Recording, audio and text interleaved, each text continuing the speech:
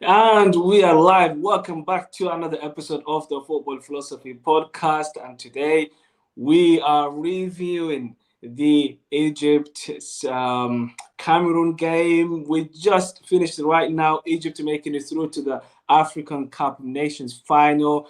We have Mane Salah final, which a lot of Liverpool fans would have loved to see all the way. And obviously, with me today to review this game and also last night's game where we've seen Senegal make it through to the final against Burkina Faso is yours truly, Trey. Welcome to the show. Yes, Mr. Philosophy. Obviously, it's always a pleasure being on the show. And then, look, man, I wanted to personally do this introduction for my brother. Obviously, Go for it. Go Phantom. for it. Go for it. Come on, Long my time. brother. It's been a long time. It's been too long. It's been too long. We've been knocking on the door for too long to get him in, and we got my brother in. Phantom AFC. Obviously, we've got history. Me and Phantom. We obviously go way, way back. University. What? How many years has it been since uni? That would have been, I would have met you in about 2012 or 2013. Wow, So maybe Olympic year. coming up to a decade. Since Wow. the last time United have won the Premier League title. So, Wow, I know, funny, and it's such a Oh, coincidence. I've yeah. got the United. It's mad. You see how the world works? It's crazy. I know, You're, man. you're still wearing that shirt, yeah? Always. You know Always me. repping, always repping for United. Till All I right, die, guys, man. Till I listen. die. Love it. We've had the final, the semi-final of this game. First of all, I don't even call this a football match. It was just terrible to watch. Egypt pretty much did exactly what they wanted throughout the whole tournament, which is to play horrible football, bad football. Obviously, defensively, they've been really good, but man, the coaching staff they completely lost it. What did you guys make of it? Like just in general, because there's not much to say about the football, but off the football, off the pitch, in the sidelines, there was just so much going off. Yeah, Yeah, that, go ahead, Phantom, man. You might as well start us off, man. yeah, man. I don't know what happened. So it just looked like the ball went out of play, and then these two players started pushing each other, and it escalated a little bit. And then it looked like when they sent Carlos Queiroz off, who I've never seen like that before. Like the Yeah, commentator, I agree with him. But he was going like this, like I think he thought somebody elbowed his player or something. mm, So I don't know what happened there, but wow, Carlos Queiroz, he got Yeah, he the lost bit of it. the Fergie came out of him. yeah. It I came know, out man. Normally he's the cool guy calm who one. keeps it together. But you know, Trey, throughout the whole tournament, we've been hearing a lot of people, especially Carlos, saying, you know, Cameroon, because they're the host nation, they get away with some decisions. Referees seem to favor them. But Cameroon coming into this game with having scored the most goals, just electrifying throughout the whole tournament. They've been amazing to watch, despite only two players scoring for them throughout the whole tournament. But was this a tactic for them to deal with Cameroon because they couldn't find another way to deal with it? If I'm honest with you, the game was as you both said, it was not the best game in terms of the quality and the technical ability of both players. Even though when you look at Egypt, there's more players domestically. Obviously, you've got El Nene and then you've got Salah playing in the Premier League. And Trezeguet, I believe, he's also still in the Premier League, isn't it? For Yeah, Aston me, Villa. for me, look, Egypt, they've got experience in terms of playing extra time and also penalty takers as well. And Cameroon, they've been winning all their games in 90 minutes. So for Yeah, me, it looked like the way Egypt set up was just look, let's take them into the deep waters, which is extra time. These players haven't been there. They haven't got the experience to, go through that difficult period, which is that because you saw in the first half of the extra time, you saw how Egypt just was like a new team because they prepared for it. Whereas Cameroon, they had enough chances in the second half. In the first half, they had enough chances to just get a goal. But like you said, it was part of the tactics, of course. It was part of the tactics for them to, get a few free kicks, frustrate the Egyptians. But look, at the end of the day, I just think Egypt just had more class more experience, and they took Cameroon to deep waters, and ended up doing the job. And you can just tell from the penalties as well. The players Yeah, that came on during yeah. the That's what I second was going half, to talk about now. yeah, Like Egypt look obviously prepared. Like it's like Trey. You do the boxing podcast. yeah, It's like a boxer who goes through the whole rounds and a yeah, boxer who just wins a knockout, like maybe yeah, 1 or 2 rounds, mm, and then they got the experience. This is the eighth Afcon final, but Lombe, if you look at, forget about the extra time, forget about everything that was going on. The penalties that these guys took, is that just due to pressure because the whole nation is watching them, or is there something else going on? Like they're just really bad penalty takers. Yeah, Cameroon, man. They bad choice of penalty taking styles. Like they just sometimes you just need to keep it simple, man. Like that last penalty.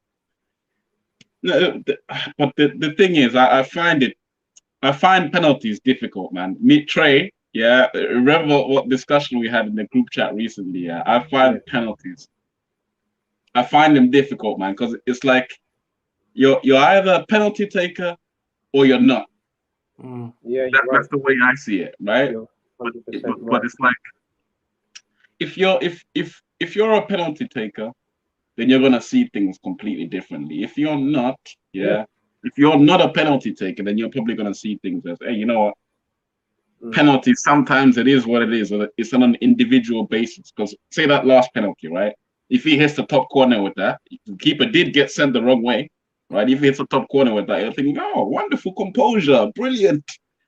But now Yeah, that you did it, no. it's like, No, but you know what it is, Lombe? Just to sort of add to what you're saying, and you're 100% right. Like I agree with you completely. You're hmm, either a penalty taker or you're not. And look, just technically, we went to uni together. You know me, I'm a penalty taker. I love penalties, and technically, you have to. It's not just technique; it's in the mind as well. And Yeah, I could just see from the run up and everything that the player is going to miss. I could just tell because no, it's that's it's true. all about it's all about That's true. stature as well. It's all about the walk, confidence. You see, Cameroon's captain. I can never yeah. pronounce his name properly. Abu Bakar. Yeah. Exactly. Okay. Yeah, All his penalties is confidence, yeah, conviction. You just yeah, know that he's going to score because he's confident. Do you get it? Whereas the other yeah, players, it seemed like they're a bit more timid, and you can tell that obviously Cameroon's striker is a yeah. Abu confident. Bakar. Yeah, Abu Bakar is a confident penalty taker. He takes pens, and you saw the experience. Whereas with the younger players and the ones that took penalties after him, they weren't prepared, and Cameroon as a whole wasn't prepared for penalties. They yeah. wasn't prepared for them. You're right. It's about the preparation. Like it's almost as if, like, obviously we all know that Egypt have Mohamed Salah, who's the best African player there is, and probably the best player in the world. Um, they don't have anything else apart from Salah. Trezeguet is the only other player. You got the guy who used to play for Stoke City, Ramadan I think his name Ramadan Husni. He came on Yeah, yeah, as yeah, a yeah. Hussein, substitute, yeah, that's and then that's he how you had say it. that cross. You know where he crossed it, and then there was like 4 Egyptian players running towards the ball, and then he just hit it so hard, and yeah, it Oh, went throw in. But yeah, apart from that, yeah, part of man. me feels so angry with Egypt because of the way they played. But also, I'm thinking, like, you know what? Yeah, Carlos is just being pragmatic. He's just That's thinking to what he does. himself, listen, I've got bad players here.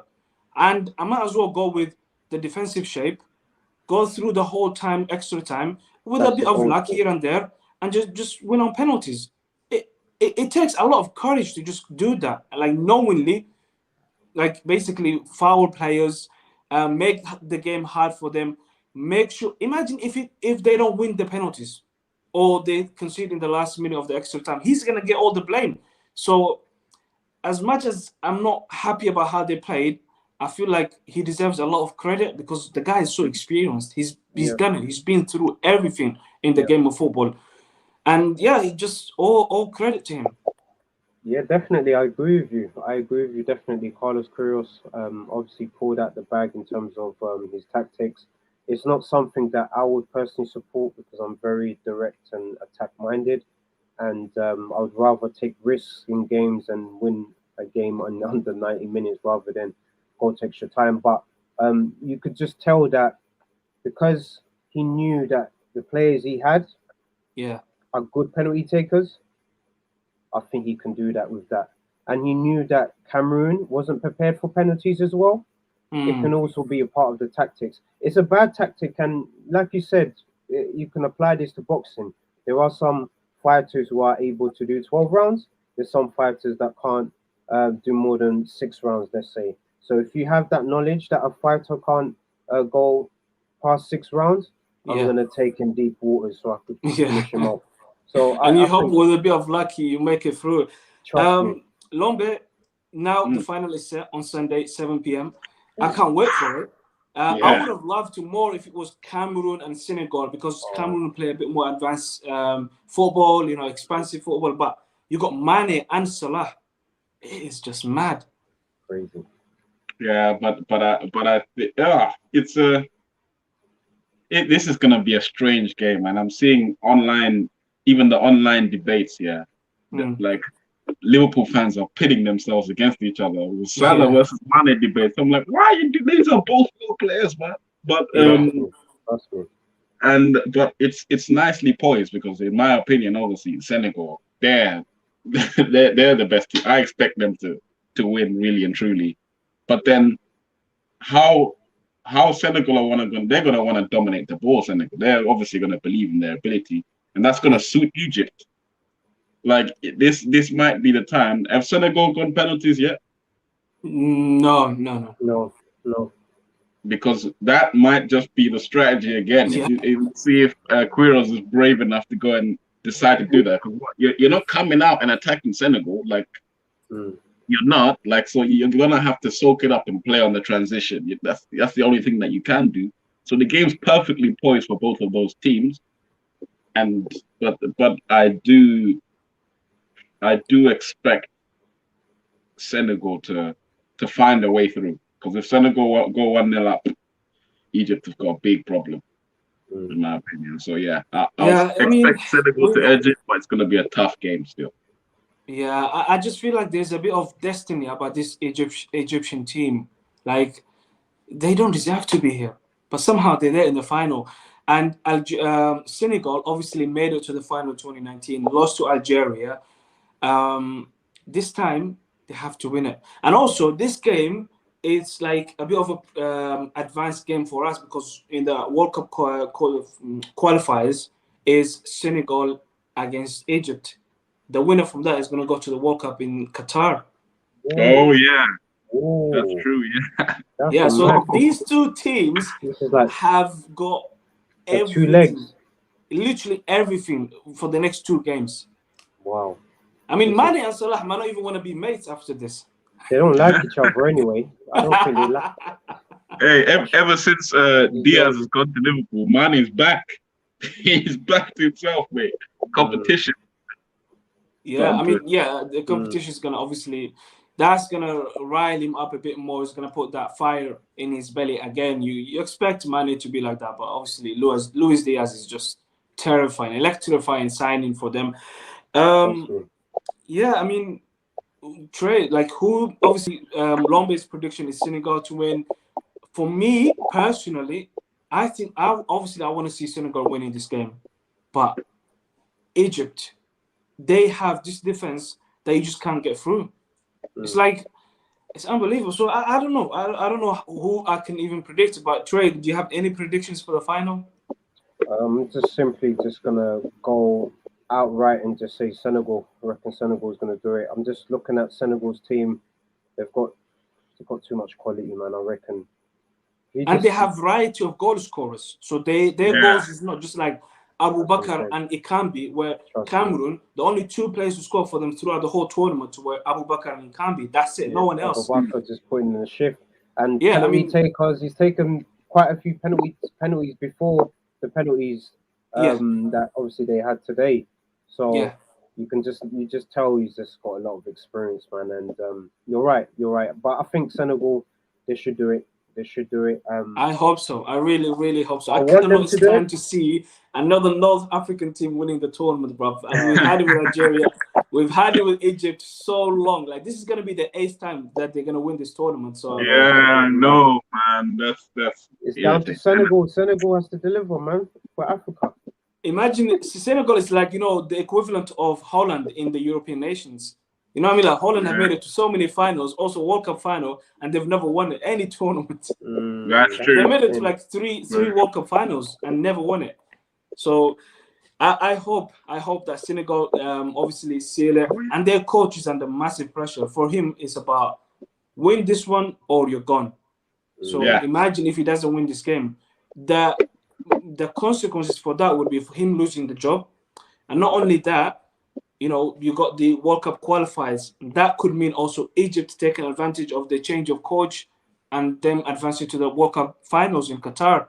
The other point I want to talk about, guys, is obviously we haven't done this Afcon podcast yet with Lombe. Lombe, who impressed you so far? Like, out of all the teams, the players, who's the standout team or the standout player so far? Nicola Pepe. Nicola Pepe has been the best player of the tournament, baby. Like I've been going on about this, man. Like it fits so nicely into Arsenal's narrative. But he's been the stand-up player for me. And he's been the stand-up player, and how Ivory Coast plays suits him. And we've just sold Aubameyang. Yeah, just a quickly Arsenal point. We've just sold Aubameyang and we've sold all our goal scorers, and this is the worst. In terms of a 1 and 2 for strikers, like I said, and Nketiah is the worst, or the lowest level I've ever seen in my life at centre forward. We need goals, and this whole time that we've been playing, Aubameyang's been the focus. And then when he's not playing up front, he's playing on the left, and all our focus is on the left. So now, for the first time in Nicolas Pepe's Arsenal's career, Aubameyang's gone. Laka's leaving soon, and finally he maybe can give himself a chance to play at Arsenal. And I mean, that's if he can take someone like Saka out of the team. But obviously, we've seen the last few games Saka has been a little bit tired, so this might be an opportunity for him. I'm talking about Lacazette. So the striker position for Pepe. Who knows? Okay, Who knows? That's an interesting one. Who's the most clinical player in our front line right now? Martinelli. I think it's Pepe. No, it has to be Martinelli. Give him a chance, he's gonna put it away. For me, it's Pepe. Martinelli's your guy, Lombe, man. He's your guy, Phantom, bro. He's your guy, Martinelli. I would put my money on Martinelli to be your, let's say, next number 9 out of the players that you have now. As in I think they should just go with a front line and just say, you know what, guys, just exchange between the lines. Saka, not just stick to the right, but come in, play as a bit of an 8. Odegaard, come in, play as an 8. Martinelli, get into that positions, get behind defenders. Pepe, hold up the ball, get in behind defenders, and just, use that left side, that left shot that he's got is just unbelievable. That left foot is the most deadly thing that we have at this club when it comes to But it's just his confidence and whatnot. But Pepe for me. Okay, so Pepe stood out for you. In terms of the nations, which team stood out the most? I'm gonna have to say maybe is it Burkina Faso Burkina Faso, that's my choice to go that. That's actually I think they've been a delight so far this tournament. Honestly, they've been a breath of fresh air. It's always good to. They've put their heart and soul into this tournament, man. And that goal that they scored yesterday with the knees, like, who scores with their knees? Yeah, and from so exactly. So I'll say Burkina Faso. I could have said Senegal as well for that one, but Burkina Faso have bled through the nose to even get through the group, let alone get to where they are right now. So I mean, you would expect a lot of scouts to be in this tournament. Scouting players for their teams. One player, obviously, you already have Pepe. one player that you would love to sign from what you've seen so far? Oh, Oh man, that's a good the question, man. the whole like there's so many, man. All the midfielders that all the midfielders from What did you Senegal, make of all the Anguissa? Anguissa. He's wonderful. He's having a wonderful season. I wish Amazing, Moose was, but amazing. he's been a wonderful signing for Yeah. Napoli. And his Sangare game, from Ivory Coast has been amazing as well. Sangare. Sangare, Yeah. Kesse, The midfielder, these not the boys. goalkeeper, yeah? Not the goalkeeper. The goalkeeper's been horrible. Oh yeah, even Onana had a funny start. I Yeah, remember yeah, watching the first game against Cameroon. That first goal that they conceded, I was like, yeah. "Oh, you're a bit rusty, mate." I know, man. Yeah, I mean, for me Yeah. personally, it would be someone like Anguissa because I just feel like he's got a bit of Pogba about him where he's so comfortable with the ball. He he can dribble, he can look after the ball. But I wouldn't mind if United signed someone like Sangare because I feel like that midfield position he can just slot in where Fred plays and that 4-3-3 that Ragnick's trying to do right now. It could work with Sangare. Trey, if I come to you now, what is the one team that stood out for you, the player that stood out for you, and one player that you would like your team to sign from this tournament? One player, I'm not even going to lie to you. It could upset a few Napoli fans, aka Moose. And Guisa, he's a wonderful player to watch in midfield. Like you said, the calmness. He's very assured. He's got a little tank in him as well. He's tough. He's strong. He reads the game well. And what I like as well is his distribution's really good from midfield as well, man. So he brings something different. And I feel that if we were to sign a player like that, we can finally play 4-3-3 and do something great, man, with him, picking the ball up from deep and actually allowing Pogba to go a bit forward. That's all I want. I wanted United to be able to let Pogba free and a player like Agusa can actually Yeah, do it, man. A player that impressed me was has to be Abu. Was it Abu Abu Bakar? Bakar. Abu Yeah, Bakar, yeah, Abu Bakar, yeah, man. yeah, You have to. The reason why he's obviously impressed me, obviously he's the top goal scorer for the tournament. Even though I know they've gone out, but he still scored the 6 goals, mm, and he's worn the captain's armband as well, and he's played that role well that throughout the tournament, yeah, and he's just done the job at the end of the day. He yeah. scored when needed to score. When there was penalties, he's obviously gone and taken his penalties with confidence, especially with tonight as well. First penalty, slotted with confidence. Gotta love the guy, man, and he's really, really impressed me. I think definitely someone from probably possibly the Premier League could be He's very looking good at. in the air. Yes, that's what I'm saying. That's Yeah. what I'm saying. So he could be a good signing for someone in the Who, Premier what League. what club can you see him signing in the Premier League? Ooh, good question. That's a good question. Because the thing with him is that he's a bit like Zapata, where he can play up Mm, front on his own. He doesn't trust me. need like a Trust me. second striker or number 10. He Mm, can hold the ball. It's like a bit of a throwback number 9. You don't see that kind of strikers anymore, where they just hold up the ball and he'll bring other players into the game, crosses from the right, crosses from the left. He'll make runs in behind.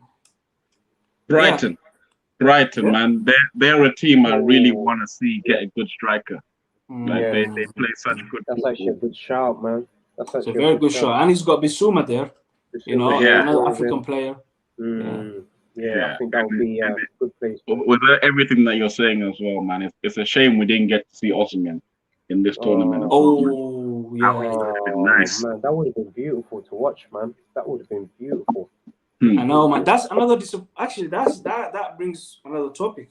Mm, Nigeria, the mm, biggest disappointment of the yeah, tournament. yeah. Yeah. Oh, Ghana. Oh my. Ghana as You well. know what? Oh, Yeah. Ghana, yeah. I forgot about Ghana actually No, completely. but they no, You but know what? Ghana No, haven't been the Ghana. best. No, they haven't been the best recently. To be fair, man. That's Over like the the IU brothers, man. This isn't 2014, man. They're They gone. they they, They're done. they Yeah. need to get they need new Bubakar, man. fresh. Yeah, They yeah. need They need him, man. They do need it. Yeah. Trust me. Yeah, I mean, Ghana and Nigeria, disappointing. I didn't expect much from Ivory Coast coming to this tournament. I thought they were gonna be They played just well. horrible to watch and just they wouldn't care. But they've been really good, especially with the wingers. Like they got Pepe, they got Zaha. I forgot his name, Max but Grado, Maxwell Cornet.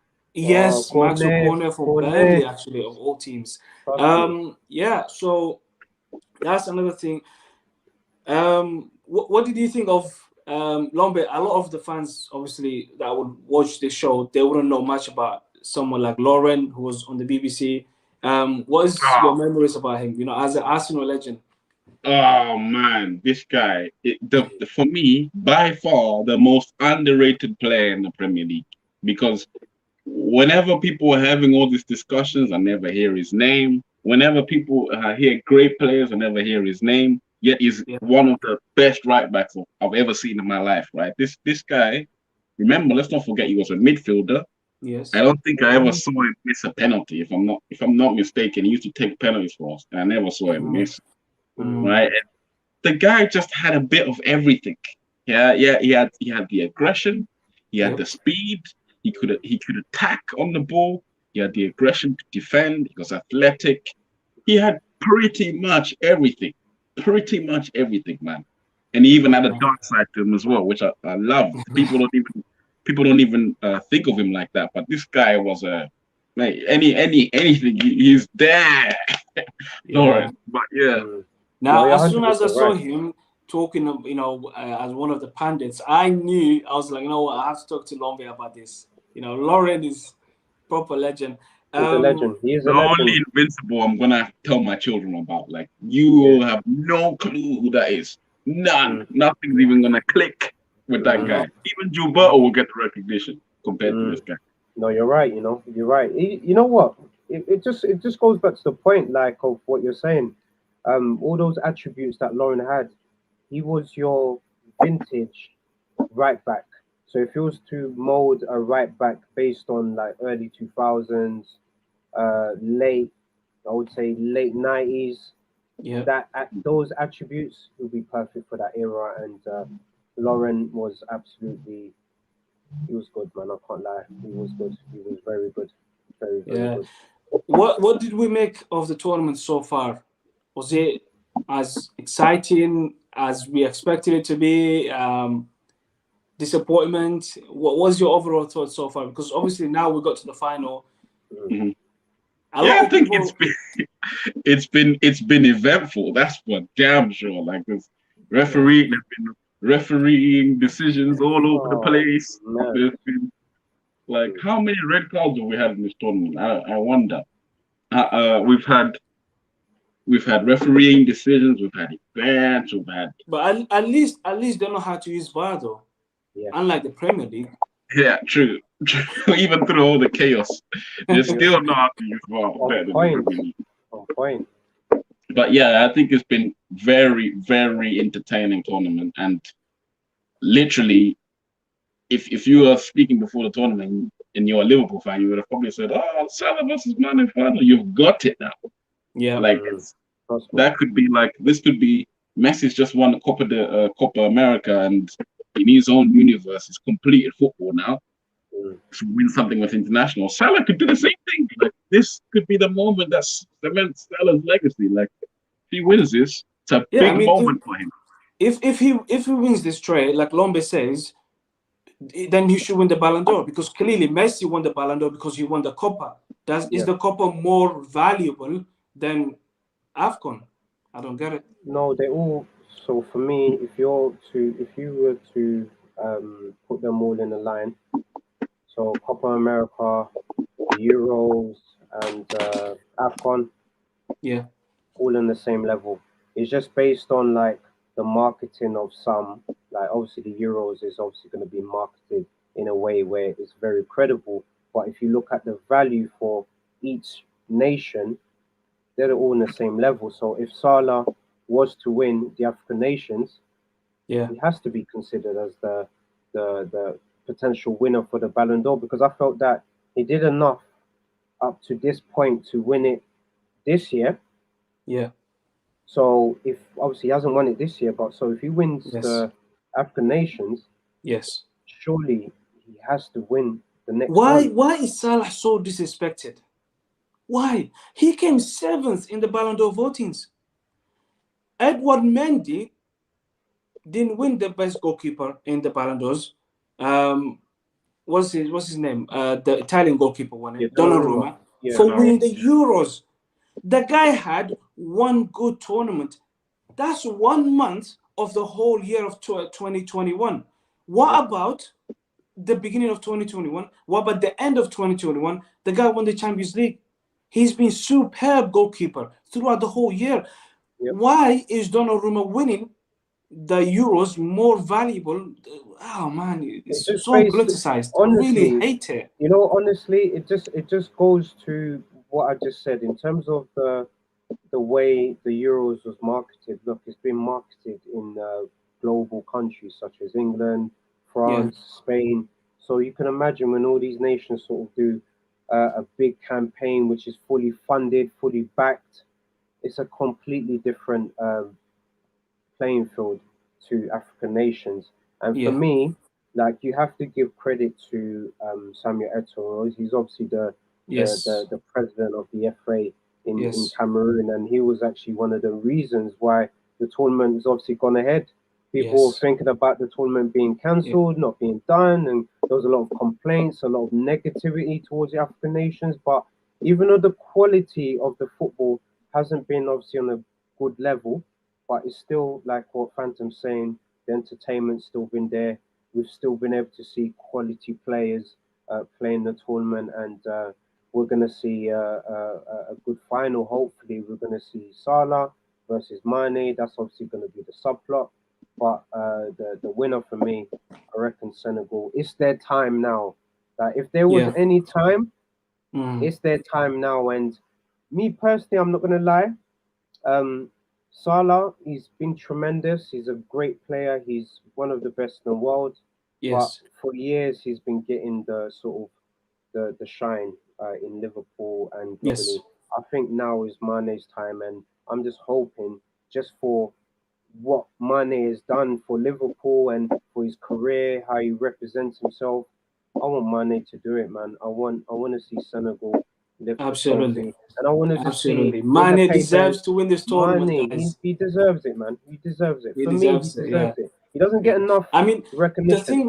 the thing with these guys, Lombe and Trey, Mane and Salah, they've got the whole nations.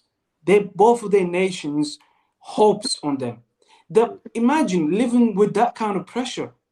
I mean, just to make it to the final again for Mane, it means a lot. But now he has to go over the line and deliver.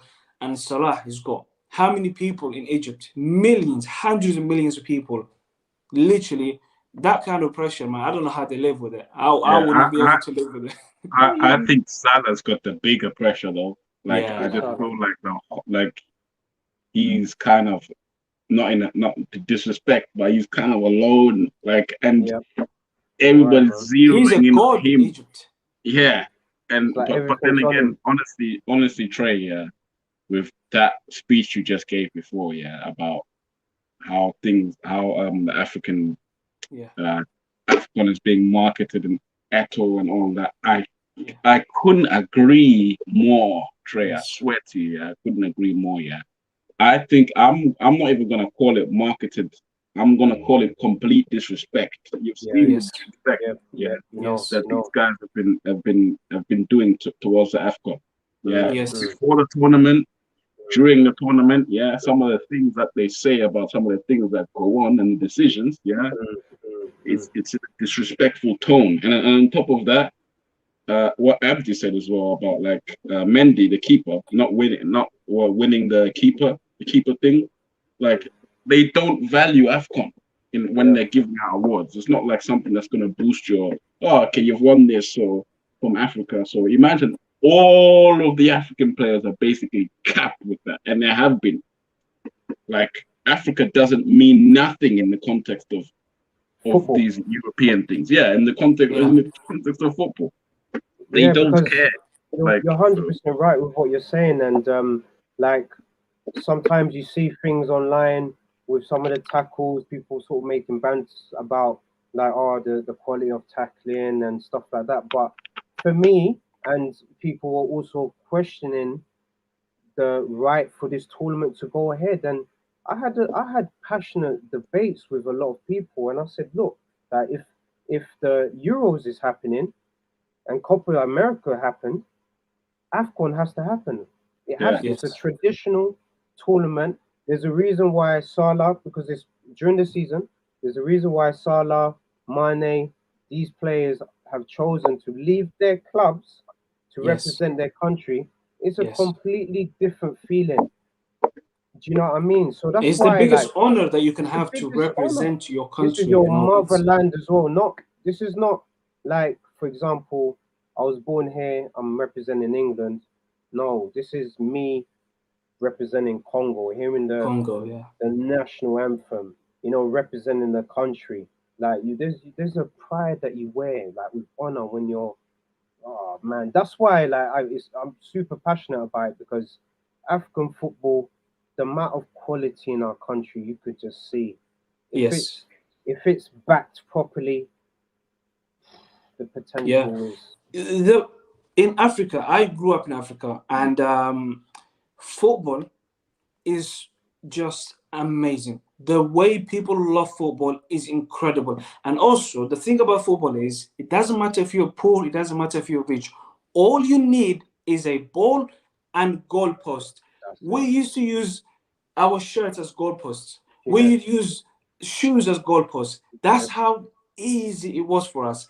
So Mm, for us, for me, Somalia has been registered for the first time to actually partake the wow. qualifiers of African Cup of Nations for 2023, Oh and yeah. that game, Wow. yeah, that Good game is luck, going to be man. happening, Yeah, good luck, man. yeah, That's big up, for man. the Big first up. time in a long time, Big up. since the government has been, since like 30, maybe 40 years, that Big hasn't up. happened before. So we actually have an opportunity to qualify for the qualifiers of the African Cup of Nations at That's the end of massive. this month, and I can't wait for that game. Imagine me seeing my country That's being good. That's represented good. on there, and That's what obviously, I'm saying. Lombe, you've seen your country winning this tournament. Yeah, What an he's Ah, amazing feeling that was, he's 2012. you've I'm telling you, Abdi, that Mm, is you've top experienced one it. feelings I've ever had in my life. Seeing yeah, Zambia win Afcon, yeah. I can die a happy man now. It's like I'm Mm, telling you, that's top one. That's yeah, I top could one. imagine. I could Mm, imagine I've the never been in feeling. tears over football. Yeah, mm. the cup final losses have brought me close to tears, but the actual time I was actually in tears was Zambia 2012. Bro. Yeah, No, yeah. you And have to that respect that. that is the magic of the African Cup of Nations. Trey, like you said, well done to Samuel Eto'o and the Cameroonian FA for setting up an amazing tournament, and it's just been incredible, absolutely amazing. Hands down. Obviously, we've had the incident happening in Cameroon where Yeah, about 8 people have been injured and yeah, lost their lives. yeah, man. Rest Apart in from peace, that, bro. it's been absolutely incredible. It's So been great. I can't wait for the final. Mane versus Salah, Senegal versus Egypt. It's gonna be Mm. absolutely incredible. Is there any last words that you guys want to give? Yeah, Lombe, man. What's your last words, bro? Yeah, man. Hearing you, first of all, hearing you speak about Africa and football just reminded me of what goes on back in my home, yeah, in Zambia. Mm, My family, yeah, my family, the ones that live in the villages, yeah. These guys, yeah, the last time I left them, every Tuesday night, yeah, no phone call, no WhatsApp. There's mm, a football pitch. It's like a football pitch that like they basically made, yeah. Burnt grass, yeah. They put the goals down or your yeah. jumpers and whatnot, yeah. Mm. And I promise you, yeah, that unites the whole entire community. I'm talking, it's 11 aside.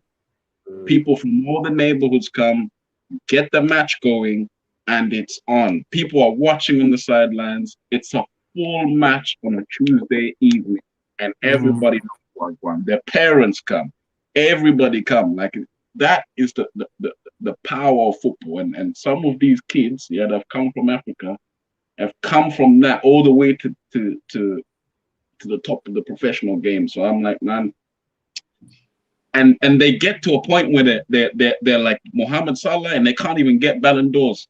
Man, I don't know what to say about that. Yeah, it's disrespectful, But man. yeah, Like you said, it's disrespectful.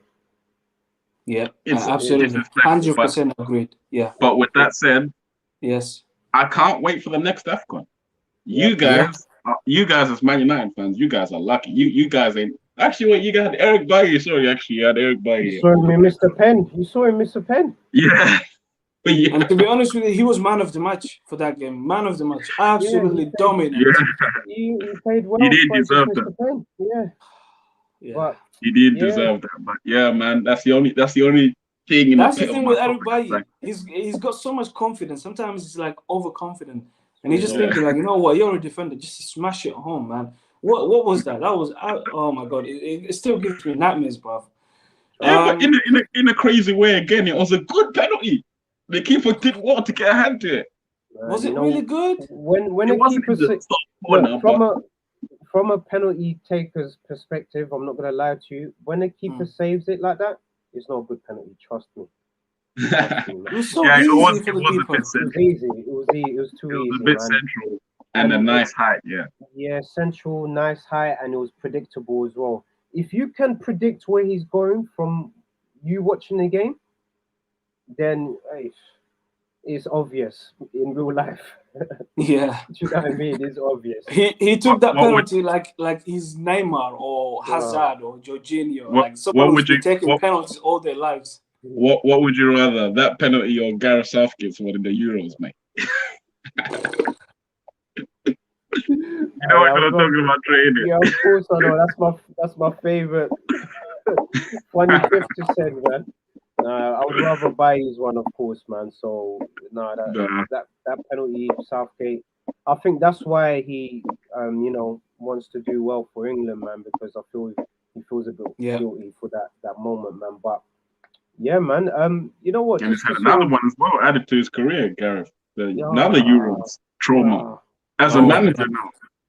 No, man.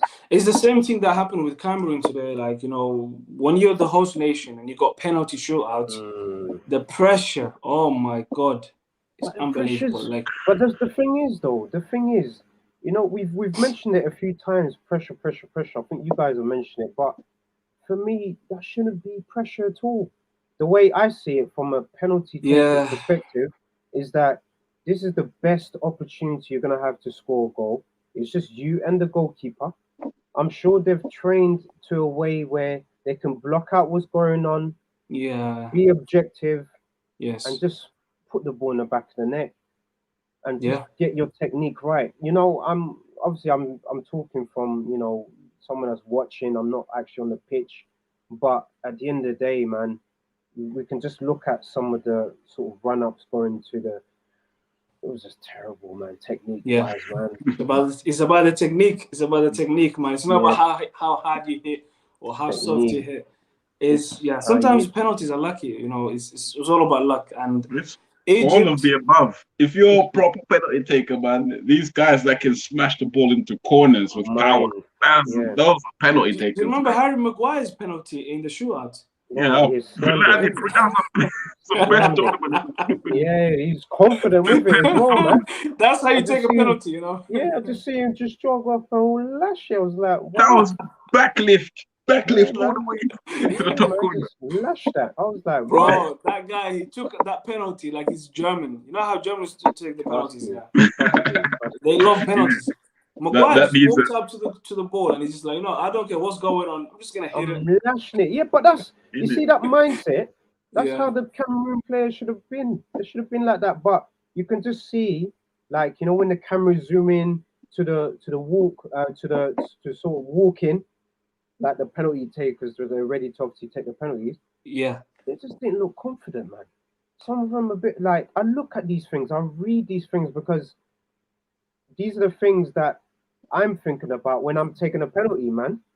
I'm looking at the keeper. I'm looking at what position he's at. If he's a little bit to the right, okay, cool. I'm gonna maybe go this direction and then shoot the other way. Do you know what I mean? These are little things. Yes. That you have to have in place, especially with pens. You've got a chance to score. All right, guys, listen. We've got the Afcon final now. on Sunday 7 p.m. We're gonna go live as soon as the final finishes, and hopefully Mane will be lifting that trophy. And thank you, Lombe, for coming on the show. Hopefully we'll see you on Sunday if you're free. Big up, man. Trey, Yeah, I'll be Last there. words, you know what? Last words before I go, man. yeah, go for it. Obviously, Go for it. the Afcons right now has been a great tournament in terms of representation of Africa. So we're seeing two class players, Salah and Mane. You know, they're going to be in the final together. Now, this is just my message, man, for Axel Twanzebe and Aaron Wan-Bissaka. You boys, please represent Congo one day, because now we're in a generation now where we need more people from our country representing Congo, so we can actually do something in the World Cup, man. Yes. We've got a great chance against obviously Morocco, which is obviously going to be the toughest game. But Yes. I think, with players like Twanzebe, Wan-Bissaka, I think we can make a big difference, because England, they're not. Do you know what I mean? Like, I think they're wasting their time with England, man. Just me personally, I don't know what you boys think, but I would rather No, want them playing for I agree. Congo. Yeah. I would say Yeah. the same thing for Hudson Odoi over there at Ghana, man. You go Yeah. to Ghana, they are waiting for you. They love you, man. They are waiting for you to switch over there. You will get so And they've much got love. Chris Hooten now. Yeah, Chris- exactly.